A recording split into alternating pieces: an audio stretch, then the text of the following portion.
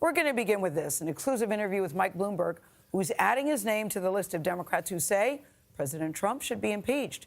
We spoke to Mr. Bloomberg in Aurora, Colorado yesterday. It's his first television interview since jumping into the presidential race last month.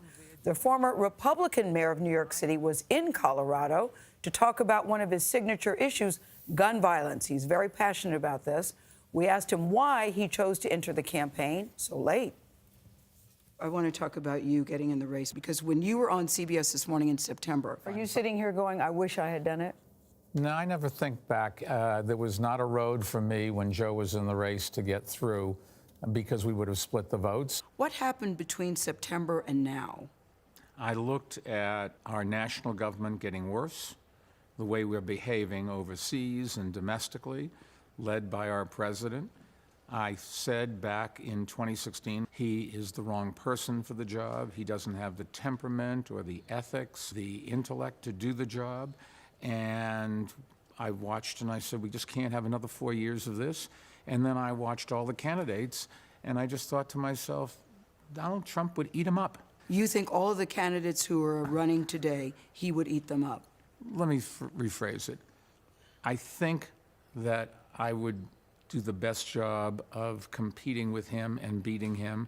One of the other things you said in September was that Joe Biden is a friend. Did you talk to Joe Biden ahead of time to say I'm getting in? No, I did not. Do you still consider him a friend?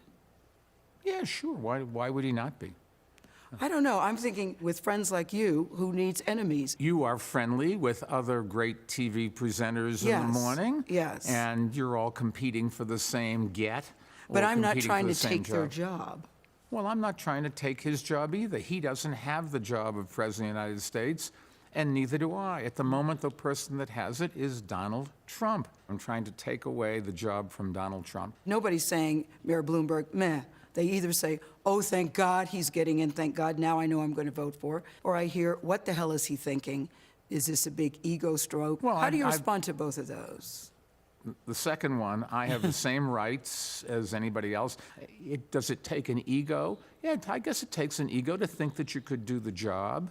I have 12 years of experience in City Hall, and I think if you go back today and ask most people about those 12 years, they would say that not me, but the team that I put together made an enormous difference in New York City. And New York City benefited from it and continues to benefit from it today from what we did then.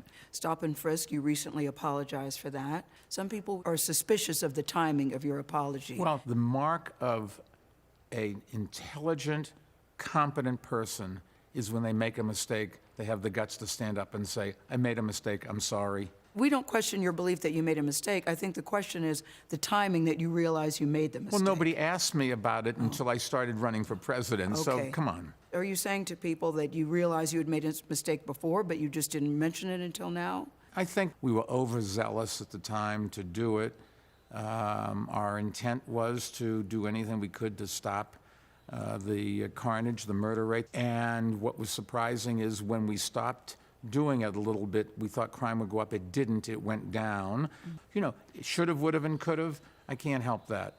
But in looking back, made a mistake. I'm sorry. I apologize. Let's go fight the NRA and find other ways to stop the murders and incarceration. Those are things that I'm committed to do. And the more I do that, the better off everybody is. The next debate is December, and Cory Booker said that it could possibly be, on that debate stage, no one of color, there would be more billionaires in the race than black people. Is that a problem to you? Cory Booker endorsed me a number of times, and I endorsed Cory Booker a number of times. He's very well spoken. He's got some good ideas. It would be better the more diverse any group is, but the public is out there picking and choosing and narrowing down this field. The truth of the matter is you had a lot of diversity in the candidates, some of whom were very competent. Why they aren't there as you narrowed it down, you have to talk to other people who are experts. I don't know. Part of the conversation is, here we go, another old white gentleman isn't it time for change? Isn't it time for something there, new? it may be, but lots of people can enter. There was no reason, if you wanted to enter and run for president of the United States, you could have done that. But don't complain to me that you're not in the race. It was up to you. And I thought there was a lot of diversity in the group of Democratic aspirants. Entry is not a barrier. So you're saying if you want diversity, then get in. That is exactly a good way to phrase it. Thank you very much. Yeah.